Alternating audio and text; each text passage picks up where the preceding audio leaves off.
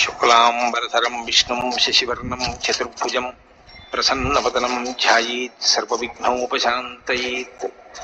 గురుర్బ్రహ్మా గురుర్విష్ణుః గురుర్దేవో మహేశ్వరః గురుస్సాక్షాత్ పరబ్రహ్మ తస్మై శ్రీగురవై నమః. వ్యాసాయ విష్ణురూపాయ వ్యాసరూపాయ విష్ణవే నమో వై బ్రహ్మనిధయే వాసిష్ఠాయ నమో నమః. కూజంతం రామ రామేతి మధురం మధురాక్షరం ఆరుహ్య కవితాశాఖాం వందే వాల్మీకికోకిలం. శృతిస్మృతిపురాణానాం ఆలయం కరుణాలయం నమామి భగవత్పాదశంకరం లోకశంకరం. సదాశివసమారంభాం శంకరాచార్యమధ్యమాం అస్మదాచార్యపర్యంతాం వందే గురుపరంపరాం. వాగర్థావివ సంపృక్తౌ వాగర్థప్రతిపత్తయే జగతః పితరౌ వందే పార్వతీపరమేశ్వరౌ. సూక్తిం సమగ్రయతున స్వయమేవ లక్ష్మీః శ్రీరంగరాజమహిషీ మధురైః కటాక్షైః. వైదగ్ధ్యవర్ణకునకుంభనగౌరవైర్యాం కండూలకర్ణకుహరాः కవయోధయంతి. హైమోర్ధపుండ్రమజహన్మకుటం సునాసం మందస్మితం మకరకుండలచారుగండం బింబాధరం బహుళదీర్ఘకృపాకటాక్షం శ్రీవేంకటేశముఖమాత్మని సన్నిధత్తాం. మనోజవం మరుతతుల్యవేగం జితేంద్రియం బుద్ధిమతాం వరిష్టం వాతాత్మజం వనరయూథముఖ్యం శ్రీరామదూతం శిరసా నమామి.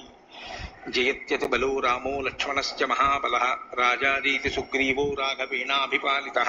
దాసోహం కోసలేంద్రస్య రామస్యాక్లిష్టకర్మణః హనుమాన్ శత్రుసైన్యానాం నిహంతా మారుతాత్మజః. రావణసహస్రం మే యుద్ధే ప్రతిఫలం భవేత్ శిలాభిస్తు ప్రహరతః పాదపైశ్చ సహస్రశః. అర్దయిత్వా పురీం లంకాం అభివజ్య చ మైథిలీం సమృద్ధార్థో గమిష్యామి విశతాం సర్వరక్షసాం. ధర్మాత్మా సత్యసంధశ్చ రామో దశరథిర్యది పౌరుషే చ ప్రతిద్వంద్వస్య రైరం జహిరావిణిం.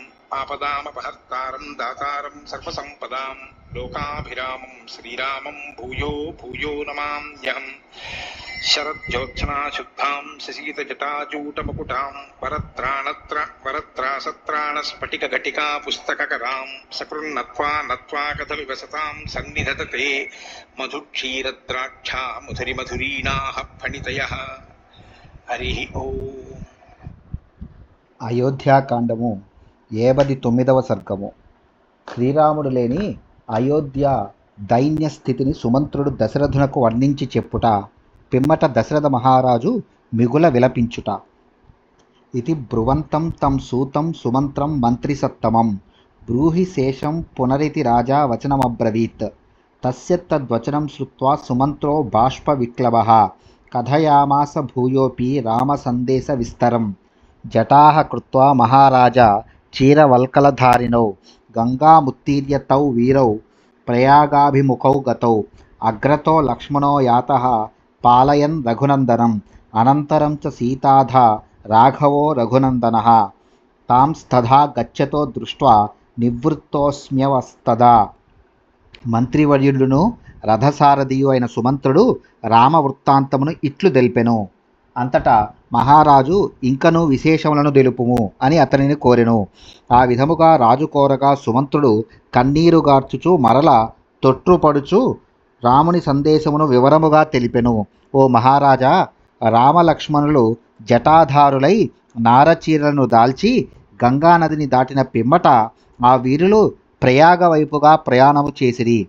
అన్నయ్యకు రామునకు సేవలు నడుచుచు లక్ష్మణుడు దారి తీయుచు ముందు భాగమున నడుచుచుండెను. అనంతరము సీతాదేవియు ఆమె వెనుక శ్రీరాముడును నడువసాగిరి. వారు అట్లు వెళ్ళుచుండగా చూచి వారి పరిస్థితిని చూచి తట్టుకొనలేక వివసుడనై మరలి వచ్చి తిని. మమ త్వస్వా నివృత్తస్య న ప్రావర్తంత వర్త్మని ఉష్ణమశ్రు ప్రముంచంతో రామే సంప్రస్థితే వనం. ఉభాభ్యాం రాజపుత్రాభ్యాం అధ కృత్వాహమంజలిం ప్రస్థితో రథమాస్థాయ తదుఃఖమపి ధారయన్. శ్రీరాముడు అట్లు వనములకు వెళ్ళిన పిమ్మట నేను ఆ ఇరువురు రాజకుమారులకును అంజలి ఘటించి దుస్సహమైన వారి ఎడబాటు బాధను దిగమ్రింగుచు ఎట్టకేలకు రథమునెక్కి నగరము వైపు అశ్వములను మరల్చి తిని. కానీ ఆ గుర్రములు శ్రీరామునిపై గల మక్కువచే దుఃఖముతో బాధతో వేడి కన్నీరు కార్చుచు నా మాట వినవయ్యెను. అవి దారి బట్టి ముందునకు అడుగే వేయకుండెను. గుహేన సార్ధం తత్రైవ స్థితోస్మి దివసాన్ బహూన్ ఆశయా యదిమాం రామ పునః శబ్దాపయేదితి. శ్రీరాముడు తనతో కూడి ఇండుటకు నన్ను వనచరుల ద్వారా ఆహ్వానించునేమో అనేది ఆశతో నేను గుహునితో కూడి అచట శృంగిబేరపురమున కొన్ని దినములు ఉంటిని. ఈ శ్లోకమున దివసాన్ బహూన్ అని పేర్కొనబడినది. 1 ఏకవచనము, 2 ద్వివచనము, 3 గాని ఆపై గాని బహువచనము. బహువచన ప్రారంభ సంఖ్య 3. సంఖ్యను పేర్కొనక బహువచనమును పేర్కొనినప్పుడు ఆ సంఖ్యను 3గా నిర్ణయింతురు. దీనిని కపింజల న్యాయము అని అందురు. కనుక కపింజల న్యాయమును అనుసరించి అచట సుమంత్రుడు గుహునితో 3 దినములు గడిపినట్లు కొందరు నిర్ణయింతురు. వాస్తవముగా 5 దినములు ఉన్నట్లుగా కనపడుచున్నది. సీతారామ లక్ష్మణులు చిత్రకూట పర్వతమునకు చేరిన సమాచారమును గుహునకు అతని గూఢచారులు తెలిపిరి. అంతవరకును సుమంత్రుడు అచటనే ఉండెను. గంగా తీరమున మర్రి చెట్టు కడ 1 దినము, భరద్వాజాశ్రమమున 1 రోజు, యమునా తీరమున 1 దినము, చిత్రకూట పర్వతమున ప్రవేశించుటకు 1 దినము, చారులు తిరిగి వచ్చుటకు మరి 1 రోజు, మొత్తము 5 దినములు. దీనిని బట్టి సుమంత్రుడు 5 దినములు గుహునితో అచట ఉన్నట్లు స్పష్టమగుచున్నది. విషయే తే మహారాజా రామవ్యసనకర్షిత అపి వృక్షా పరిమ్లానా న పుష్పాంకురకోరకా. ఓ మహారాజా, నీ ఈ కోసల రాజ్యమునందలి చికురుటాకులతో, మొగ్గలతో, పూలతో, లతలతో కూడిన వృక్షములు శ్రీరాముని ఎడబాటునకు తట్టుకొనలేక కలదప్పినవి, వాడిపోయినవి. ఉపతప్తోదక నద్య పల్వలాని సరాంసి చ పరిశుష్క పలాసాని వనాన్యుపవనాని చ నచ సర్పంతి సత్వాని వ్యాలాన ప్రచరంతి చ రామశోకాభిభూతం తత్ నిష్కూజమభవద్వనం. రాముని విరహబాధకు లోనైన నదులు, చిన్న చిన్న గుంటలు, పెద్ద పెద్ద సరస్సులు మొదలగు వాటిలోని జలములు బాగుగా వేడెక్కినవి. వనముల ఎందలి ఉపవనములలోని ఆకులన్నీయును ఎండిపోయినవి. అడవి జంతువులు గాని క్రూరమృగములు గాని ఆహారమునకైనను కదులుటలేదు. రామునికై శోకములో మునిగి ఉన్నందున పక్షులన్నీను కూయుట మానినవి. లీన పుష్కర పత్రాశ్చ నరేంద్ర కలుషోదకా సంతప్త పద్మాః పద్మిన్యో లీన మీనా విహంగమాః. ఓ మహారాజా, జలాశయములలోని నీరంతయు కలుషితమైనది. వాటిలో గల కమలపత్రములు, తామర తీగలు వాడిపోయినవి.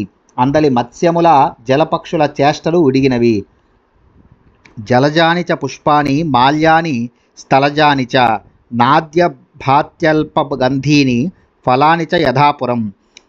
జలములలోని పుష్పములు, కమలములు, స్థలములపై పుట్టి పెరిగిన మొక్కల పూల పంక్తులు, ఫలములు ఎప్పటి వలె సువాసనను వెదజల్లుటలేదు.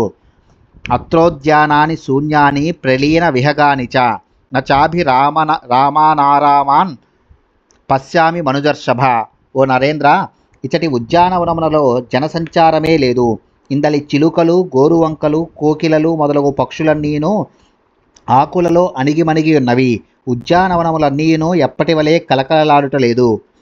ప్రవిశంతమయోధ్యాం మాంన కశ్చిదభినందతి నరా రామమ పశ్యంతో నిశ్వసంతి ముహుర్ముహు. తిరిగి అయోధ్యలో ప్రవేశించినప్పుడు రథమున ఒంటరిగానున్న నన్ను చూచియు జనులు పలకరింపనే లేదు. శ్రీరాముని దర్శన భాగ్యము లేక వారు మాటిమాటికి నిట్టూర్పులు విడుచుచుండిరి. దేవరాజరథం దృష్ట్వా వినా రామ మిహాగతం దుఃఖాదశ్రుముఖః సర్వో రాజమార్గగతో జనః. ఓ మహారాజా, రాజవీధులలోని జనులెల్లరూ శ్రీరాముడు లేని రాజరథమును చూచి దుఃఖమగ్నులగుచు కంట తడిబెట్టిరి. హర్మైర్విమానైః ప్రాసాదైః అవేక్ష్య రథమాగతం హాహాకారకృతా నార్యో రామా దర్శనకర్షితాః ఆయతైర్విమలైర్నేత్రైః అశ్రువేగ పరిప్లుతైః అన్యోన్యమభివీక్షంతే వ్యక్తమార్తతరాః స్త్రియః. హర్మ్యముల నుండి, భవనముల నుండి, రాజప్రసాదముల నుండి స్త్రీలు వీధులలో సాగి వచ్చుచున్న రథమును చూచి శ్రీరాముని దర్శనము కానందున దుఃఖితలై హాహాకారములు సలిపిరి. దుఃఖార్తలైన ఆ స్త్రీలందరూ విశాలములై నిర్మలములైన తమ నేత్రముల నుండి కన్నీరు కార్చుచు తమ దుఃఖములను ప్రకటింపజాలక పరస్పరము ముఖములను చూచుకొనుచు ఉండిపోయిరి. నా మిత్రాణం ఉదాసీన జనస్య చ అహమార్తతయా కించిత్ విశేషముపలక్ష్యయే. నీ మిత్రులు ఉదాసీనులు మధ్యస్థులు అందరూ మాత్రమే గాక నీ శత్రువులు సైతము ఆర్తితో అల్లాడుచుండిరి. వారి శోకములో నాకు ఎట్టి భేదము కనిపింపనే లేదు. అప్రహృష్ట మనుష్యాచ దీననాగతురంగమా ఆర్తస్వర పరిమ్లాన వినిశ్వసిత నిస్వన నిరానంద మహారాజ రామ ప్రవ్రాజనాతుర కౌసల్యా పుత్రహీనేవ అయోధ్య ప్రతిభాతిమా. ఓ మహారాజా, అయోధ్యలోని మనుష్యులందరూ సంతోషమునకు దూరమైరి. ఇచటి ఏనుగులు గుర్రములు దుఃఖముతో దీనవదనములతోనున్నవి. నగరమంతయును ఆర్తనాదములతో దీర్ఘ నిశ్వాసములతో నిండి ఉన్నది. శ్రీరాముని వనవాసముచే వ్యాకులితమైన అయోధ్య పుత్రుని ఎడబాటునకు లోనైన కౌసల్యాదేవి వలె ఆనందమును కోల్పోయిండుటను నేను గమనించితిని. సూతస్య వచనం శ్రుత్వా వాచా పరమదీనయా బాష్పోపహతయా రాజా తం సూతమిదమబ్రవీత్. రథసారథి అయిన సుమంతుని మాటలను వినిన పిమ్మట దశరథుడు కన్నీరుగార్చుచూ మిక్కిలి దీనస్వరముతో అతనితో ఇట్లు నుడివెను. కైకేయ్యా వినియుక్తేన పాపాభిజనభావయ మయాన మంత్రకుశలై వృద్ధైః సహ సమర్థితం న సుహృద్భిర్న చామాత్యై మంత్రయిత్వా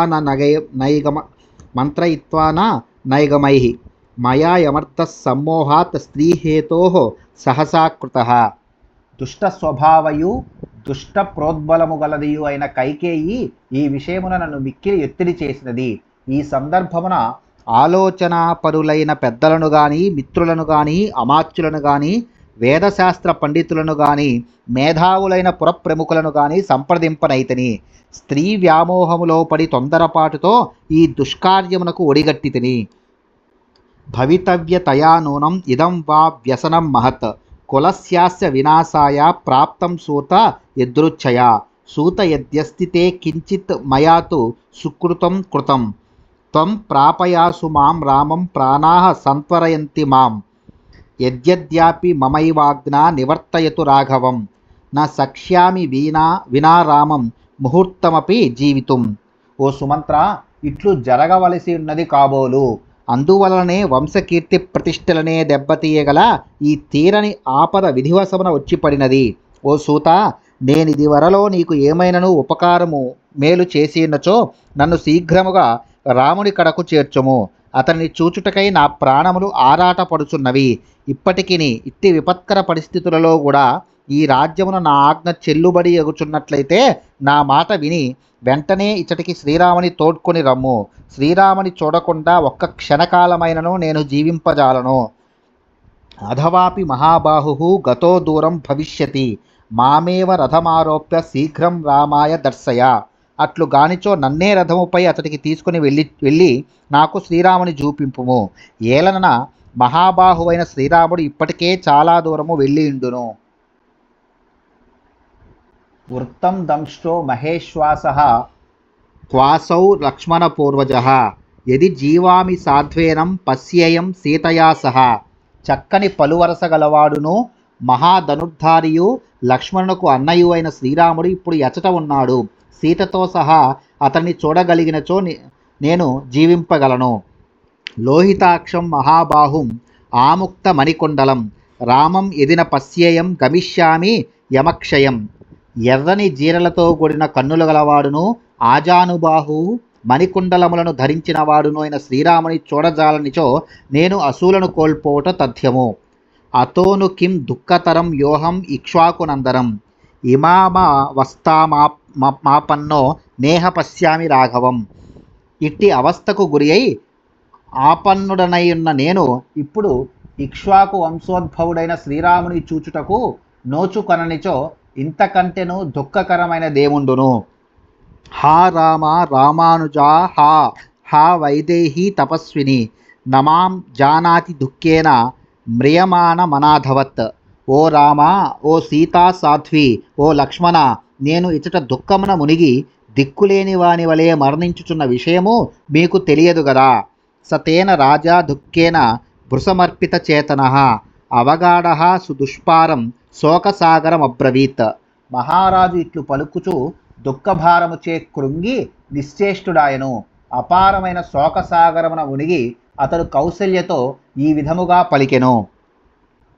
రామశోక మహావేగ సీతా విరహస పారగ శ్వసితోర్మి మహావర్తో బాష్పఫేన జలావిలః బాహువిక్షేప మినౌఘో విక్రందిత మహాస్వన ప్రకీర్ణ కేశశైవాలః కైకేయీ బడబాముఖః మమాశ్రు వేగప్రభవ కుబ్జావాక్య మహాగ్రహః వరవేలో నృశంసాయ రామ ప్రవ్రాజనాయతః యస్మిన్ బత నిమగ్నోహం కౌసల్యే రాఘవం వినా దుస్తరో జీవతా దేవి మయాయం శోకసాగరః. ఓ కౌసల్య, శ్రీరాముడు దూరమగుటచే నేను మహాశోకసాగరమును మునిగితిని. నేను జీవించి ఉండగా ఈ దుఃఖము నుండి బయటపడుట అసాధ్యము. రాముని ఎడబాటు వలన కలిగిన దుఃఖముచే ఈ శోకసాగరము విస్తృతమగుచున్నది. ఇది సీతా విరహమనడి ఆవలి తీరము వరకును వ్యాపించినది. నిట్టూర్పులై ఇందలి తరంగములు సుడిగుండములు కన్నీరనడి నురుగుతోనూ నీటితోనూ ఇది అల్ల కల్లోలమై ఉన్నది. చేతుల కదలికలే ఇందలి మీన సంచారములు, ఆక్రందనలే మహాఘోషలు, చిక్కుపడియున్న కేశములై ఇందు నాచు తీగలు. కైకేయి అనడి బడబాగ్నియే నా శోకాశ్రు వేగమునకు మూలహేతువు. కుబ్జ మందర యొక్క దుర్బోధలై ఇందలి పెద్ద మొసళ్ళు. క్రూరాత్మురాలైన కైకేయి యొక్క వరములే దీనికి తీరములు. శ్రీరాముని వనవాసముచే ఈ శోకసాగరము ఇంకనూ విశాలమగుచున్నది. అశోభనం యో హమిహాద్య రాఘవం దిదృక్షమానో నలభే సలక్ష్మణం ఇతీవ రాజా విలపన్ మహాయశాః పపాత తోర్ణం శయనేశ మూర్ఛితః. నేడిచట సీతారామ లక్ష్మణులను చూడగోరుచున్నాను, కానీ నా పాప ఫలితముగా ఆ భాగ్యము నాకు అబ్బునట్లు లేదు అని విలపించుచూ మిక్కిలి యశస్వి అయిన మహారాజు వెంటనే మూర్ఛితుడై శయ్యపై పడిపోయెను. ఇది విలపతి పార్థివే ప్రణష్టే కరుణతరం ద్విగుణం చ రామహేతోః వచనమనునిశమ్య తస్య దేవి భయమగమత్ పునరేవ రామమాత. శ్రీరాముని ఎడబాటు కారణముగా మహారాజు మిగుల విలపించుచు మూర్ఛితుడగుటను చూచి రెట్టింపు ఆవేదనతో ఆయన పలికిన దయనీయ వచనములను విని రామజనని అయిన కౌసల్యాదేవి ఎంతయూ భయపడెను.